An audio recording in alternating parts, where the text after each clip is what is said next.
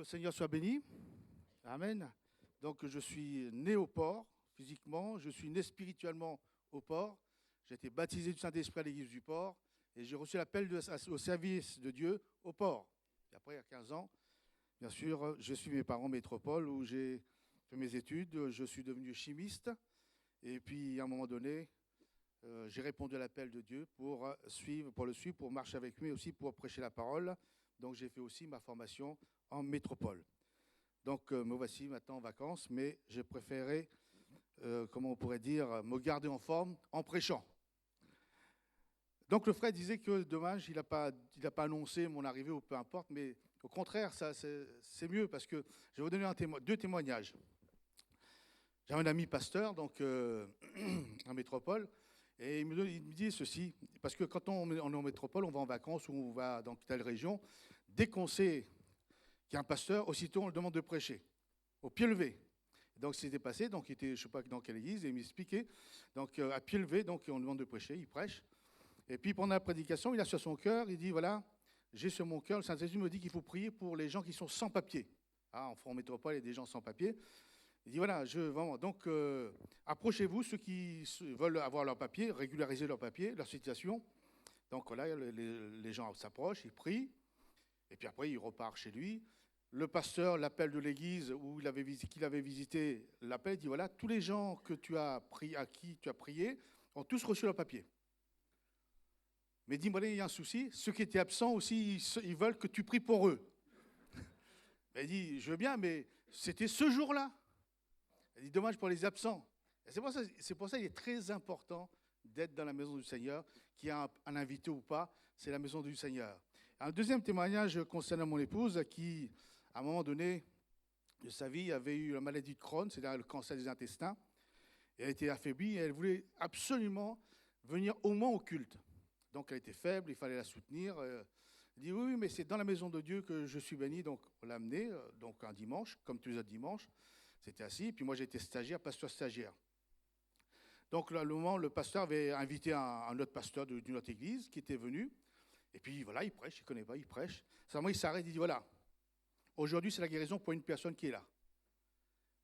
Mon épouse était guérie instantanément, elle est repartie guérie. Elle me dit si j'étais resté à la maison pour me reposer. Donc vous voyez, c'est très important qu'on ne sait pas ce que Dieu, mais de toute façon il y a toujours une bénédiction dans la maison de Dieu. Voilà, nous allons ouvrir maintenant la Bible dans le livre des Actes, au chapitre 3, verset 1er, un texte que les chrétiens connaissent beaucoup. Le livre des Actes, au chapitre 3, verset 1er. Pierre et Jean montaient ensemble au temple à l'heure de la prière. C'était la 9e heure. Il y avait un homme boiteux de naissance qu'on portait et qu'on plaçait tous les jours à la porte du temple, appelé la Belle, pour qu'il demandât l'aumône à ceux qui entraient dans le temple. Cet homme, voyant Pierre et Jean qui allaient y entrer, leur demanda l'aumône. Pierre, de même que Jean, fixa les yeux sur lui et dit « Regarde-nous ». Et il les regardait attentivement, s'attendant à recevoir d'eux quelque chose. Alors Pierre lui dit « Je n'ai ni argent ni or, mais ce que j'ai, je te le donne. Au nom de Jésus-Christ de Nazareth, lève-toi et marche. » Et le prenant la main droite, il le fit lever. Au même instant, ses pieds et ses chevilles devinrent fermes. D'un saut, il fut debout et se mit à marcher. Il entra avec eux dans le temple, marchant, sautant et louant Dieu. Tout le monde le vit marchant et louant Dieu. Il reconnaissait que c'était celui qui était assis à la belle porte du temple pour demander l'aumône. Et ils furent remplis d'étonnement et de surprise au sujet de ce qui lui était arrivé. Comme ils ne quittaient pas Pierre et Jean, tout le peuple, étonné, accourut vers eux au portique dit de Salomon. Chapitre 4, verset 1er, pour continuer notre histoire. Tandis que Pierre et Jean parlaient au peuple, survinrent les sacrificateurs, le commandant du temple et les Sadducéens, mécontents de ce qu'ils enseignaient le peuple, et annonçaient en la personne de Jésus la résurrection des morts. Et ils mirent les mains sur eux et ils les jetèrent en prison jusqu'au lendemain, car c'était déjà le soir. Cependant, beaucoup de ceux qui avaient entendu la parole crurent, et le nombre des hommes s'éleva à environ 5000. Le lendemain, les chefs du peuple, les anciens et les scribes s'assemblèrent à Jérusalem avec Anne, le souverain sacrificateur, Caïphe, Jean, Alexandre, et tous ceux qui étaient de la race des principaux sacrificateurs. les firent placer au milieu d'eux Pierre et Jean et leur demandèrent, « Par quel pouvoir, au nom de qui avez-vous fait cela ?» Alors Pierre, rempli du Saint-Esprit, leur dit, « Chef du peuple et anciens d'Israël, puisque nous sommes interrogés aujourd'hui sur un bienfait accordé à un homme malade, afin que nous disions comment il a été guéri, sachez-le tous, et que tout le peuple d'Israël le sache. C'est par le nom de Jésus-Christ de Nazareth que vous avez crucifié et que Dieu a ressuscité des morts. C'est par lui que cet homme se présente en pleine santé devant vous. Jésus est la pierre rejetée, par vous qui bâtissez, et qui est devenue la principale de l'angle.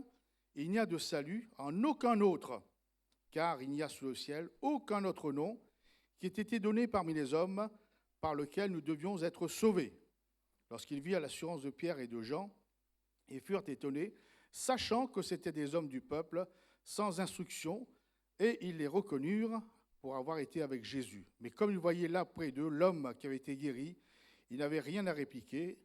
Amen. Nous avons ici la guérison d'un homme boiteux par la prière de Pierre et de Jean au nom de Jésus. Pourquoi, comment cet homme a été guéri et en quoi peut-il nous aider ce soir à être délivré et guéri? Voilà, il dit que cet homme était boiteux physiquement. Cet homme vit dans une sorte d'instabilité. Je ne sais pas si vous avez vu déjà quelqu'un marcher, ce n'est pas stable. Donc il y a un manque d'équilibre. Nous savons aussi, parlons d'équilibre et d'instabilité, qu'il existe des milliers de sortes d'instabilité dans la vie de l'homme et de la femme aujourd'hui. Instabilité dans le domaine sentimental. Je t'aime moi non plus. Je t'aime aujourd'hui, puis demain je t'aime à l'autre. C'est instabilité sentimentale. Comme la femme samaritaine. Elle était à son 6e mari. Si on peut parler d'instabilité, c'est bien sa vie sentimentale. Il y a aussi l'instabilité psychique, une humeur changeante, versatile. Aujourd'hui, je suis bien, puis demain, je pleure. Aujourd'hui, je ris. Vous voyez, donc c'est instable. Il y a l'instabilité relationnelle.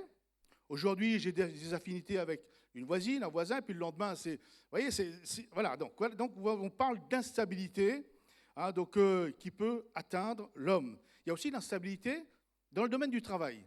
Moi, je connais des gens, aujourd'hui, ils font tel métier, qu'un jour après, ils ont changé. Et puis, ça ne convient pas. Il y a l'instabilité. Donc, cet homme avait une certaine instabilité dans sa vie. Il est dit aussi que cet homme instable était boiteux dès sa naissance, et une traduction de la Bible dit qu'il était boiteux dès le ventre de sa mère, c'est-à-dire dès sa conception. Ce qui fait que l'histoire de ce boiteux, son infirmité, son instabilité, sa souffrance, son malheur étaient inscrites dans sa chair avant même sa naissance. Certains diront, il est né sous une mauvaise étoile. Nous sommes nés sous la grâce. Donc, il n'avait encore rien fait, ni en bien, ni en mal, que la maladie, la souffrance était inscrite dans sa chair, c'était dans ses gènes, c'était héréditaire. Et ce n'est pas si bien dire, parce que si nous remontons au commencement de l'histoire de l'humanité, et que nous allons lire Genèse 3, verset 1er, nous allons trouver l'origine. Il est dit que le serpent était le plus rusé de tous les animaux, des champs que l'Éternel avait fait. Et dit à la femme, Dieu a-t-il réellement dit, vous ne mangerez pas de tous les arbres du jardin? La femme répondit au serpent, nous mangeons du fruit des arbres du jardin, mais quant au fruit de l'arbre qui est au milieu du jardin, Dieu a dit, vous n'en mangerez point, et vous n'y toucherez point, de peur que vous ne mouriez. Alors le serpent dit à la femme, vous ne mourrez point, mais Dieu sait que le jour où vous en mangerez, vos yeux s'ouvriront, et que vous serez comme des dieux, connaissant le bien et le mal.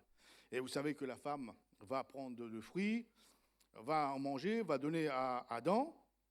Et donc voilà, et quand Dieu va les appeler du jardin, donc quand Dieu va les appeler, il dit qu'ils eurent peur, Adam et Ève eurent peur, et ils sont partis se cacher.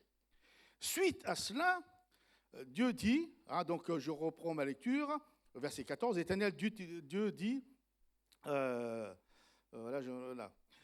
la femme, exactement verset 16, j'augmenterai la souffrance de ta grossesse, tu enfanteras avec douleur, tes désirs se porteront vers ton mari, mais il dominera sur toi. Dit à l'homme, puisque tu as écouté la voix de ta femme, et que tu as mangé de l'arbre au sujet duquel je t'avais donné cet ordre, tu n'en mangeras point, le sol sera maudit à cause de toi, c'est à force de peine que tu en tireras ta nourriture. Tous les jours de ta vie, tu produiras des épines et des ronces, tu mangeras de l'herbe des champs, c'est à la sueur de ton visage que tu mangeras ton pain, jusqu'à ce que tu retournes à la terre, d'où tu as été pris, car tu es poussière, et tu retourneras dans la poussière. Et donc, vous voyez, c'est à ce moment-là, c'est l'origine de la souffrance, la douleur, la malédiction, la peine, les épines, la sueur, la peur fait leur apparition ce jour-là, en conséquence de la désobéissance et du péché d'Adam et Ève, marqué dans la chair dès sa conception. Et c'est héréditaire, ça nous suit de génération en génération. Et la Bible confirme cet état de fait en disant, par un seul homme, le péché est entré dans le monde, et par le péché, la mort, et la mort s'était étendue sur tous les hommes, donc la souffrance, l'instabilité, etc. Toutes les mauvaises tendances sommeillent en nous, tout ce qui est mauvais sont latents dans le cœur de l'homme et ne demandent qu'à s'exprimer et à se manifester. Donc, en fait, l'histoire de ce boiteux de naissance, dès sa conception, dès le ventre de sa mère, eh bien, c'est l'histoire de tous les hommes, de vous, de moi. Dès notre conception, nous sommes marqués par le péché, nous sommes marqués par les souffrances de toutes sortes, d'une manière ou d'une autre, et qui nous conduisent inévitablement vers la mort. Donc, les conséquences sur la vie de cet homme, de ce boiteux de naissance, et sur tous les hommes en général, c'est que, étant boiteux et instable, il devait se faire porter tous les jours afin de survivre. Aujourd'hui, on dirait, vous savez, comme quoi ça ne change jamais rien, c'est une personne dépendante. Dépendant du bon vouloir des autres. Et lorsqu'on parle de dépendance, on peut aussi penser aux hommes dépendants, aux personnes dépendantes de la drogue, de l'alcool, de la pornographie, de la colère, de la kleptomanie. Et le rayon d'action de cette dépendance va beaucoup plus loin qu'on ne le pense. Donc, vous voyez, cet homme dépendait, non seulement boiteux, instable, mais il dépendait. Alors, comme il est instable, comme il dépend, il a besoin des choses extérieures pour le soutenir, pour améliorer son quotidien, pour apaiser un peu sa souffrance, pour lui donner un peu de joie, un peu d'espérance. C'est l'aumône. C'est l'aumône, donc il s'attendait à ce que quelqu'un lui donne quelques pièces afin de le soutenir, afin d'améliorer son existence. Et vous savez, quand on regarde la société, beaucoup de choses aujourd'hui portent les hommes et les femmes. Les choses qui sont censées résoudre les souffrances, censées d'apporter un peu de soulagement à l'existence.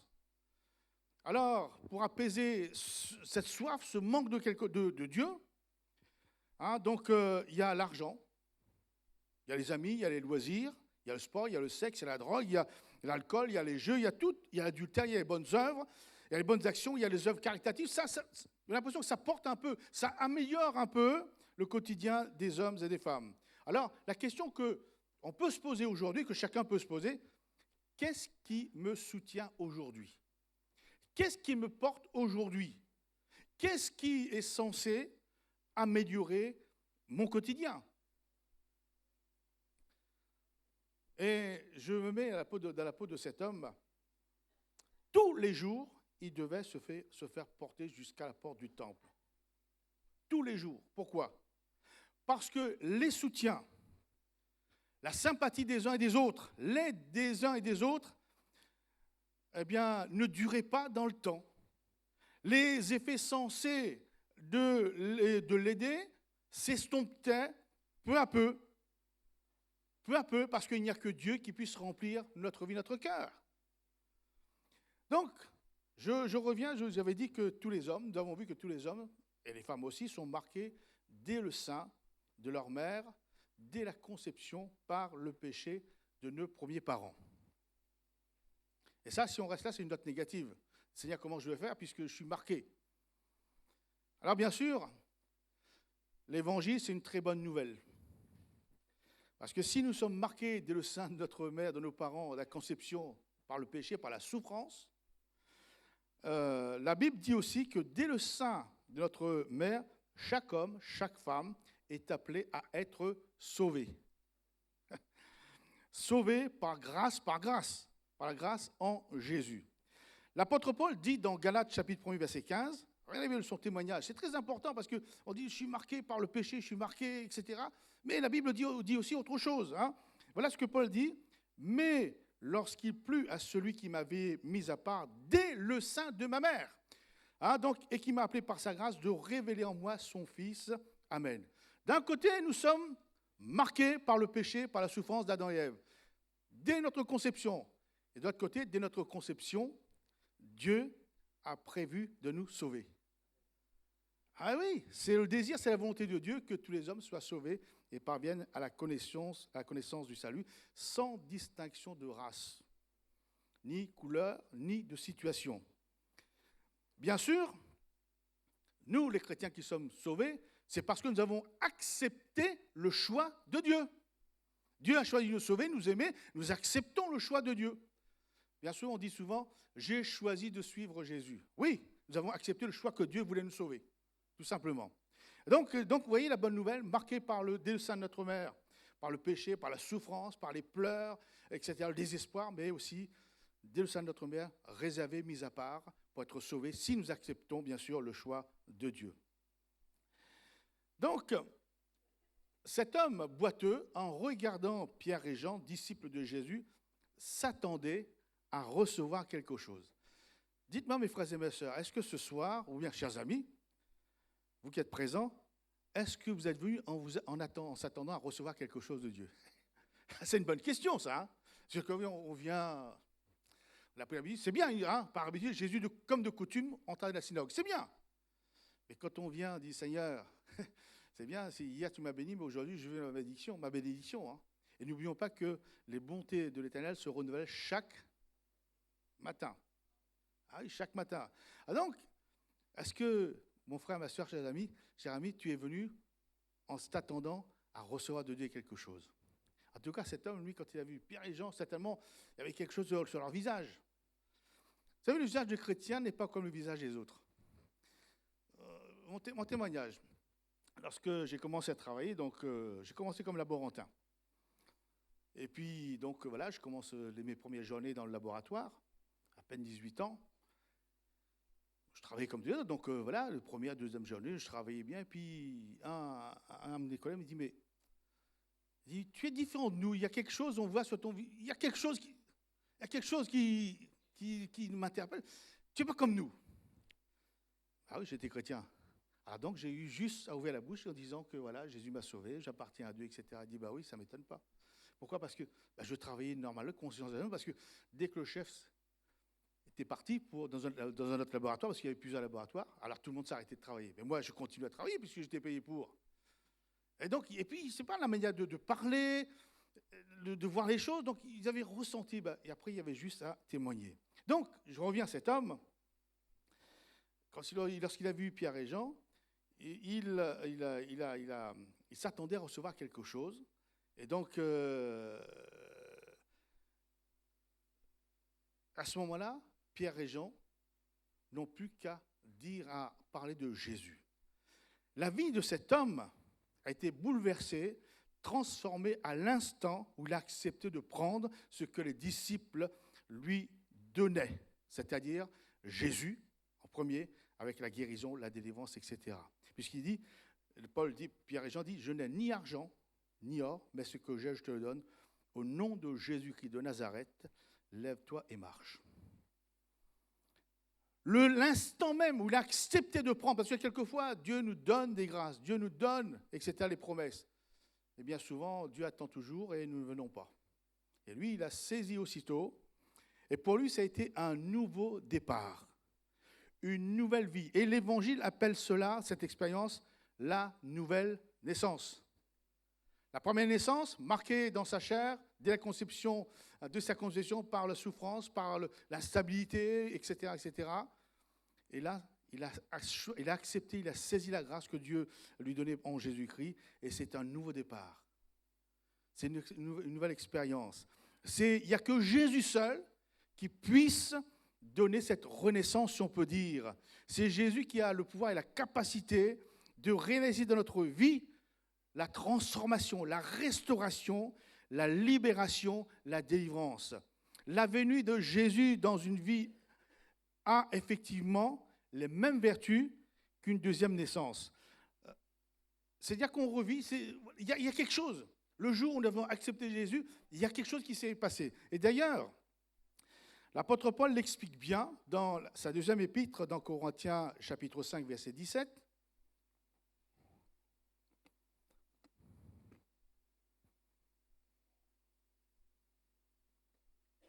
Si quelqu'un est en Christ, il est une nouvelle créature, c'est une nouvelle création. Il a été recréé à nouveau. Les choses anciennes sont passées, voici, toutes choses sont devenues nouvelles. Quelques instants sur ce verset. Il est une nouvelle créature, c'est-à-dire qu'il est né de nouveau. Vous savez, un bébé, lorsqu'il naît, est-ce qu'il a un passé? Pas de passé. Il a une nouvelle espérance.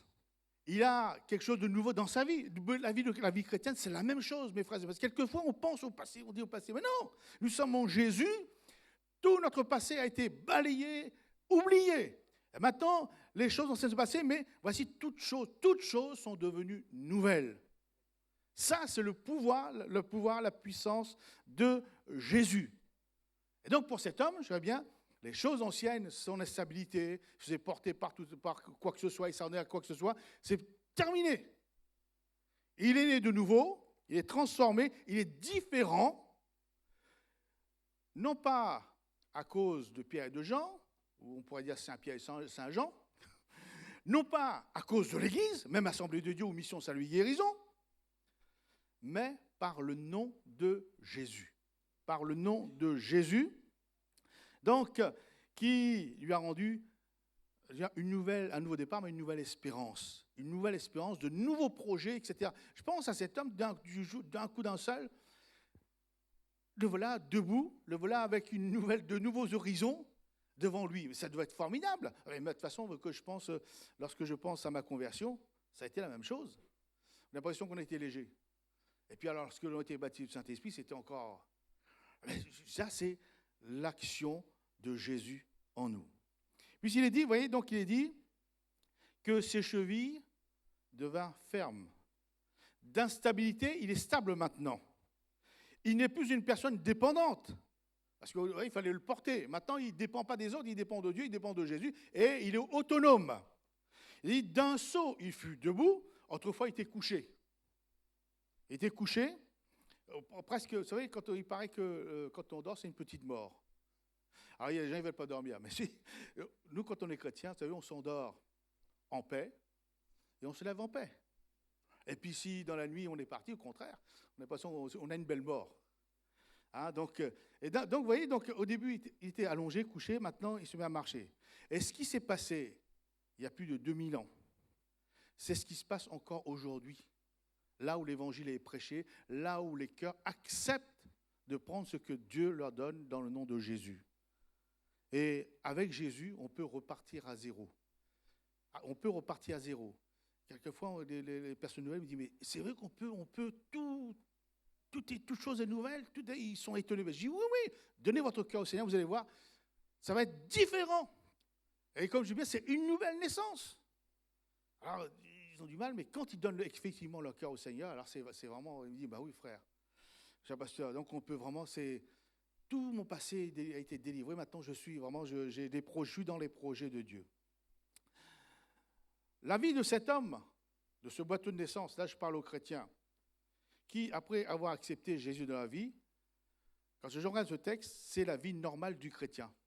C'est la vie normale, parce que moi, je trouverais anormal que ce boiteux soit guéri et puis qu'il reste toujours allongé. Il reste toujours pour faire la manche. Non!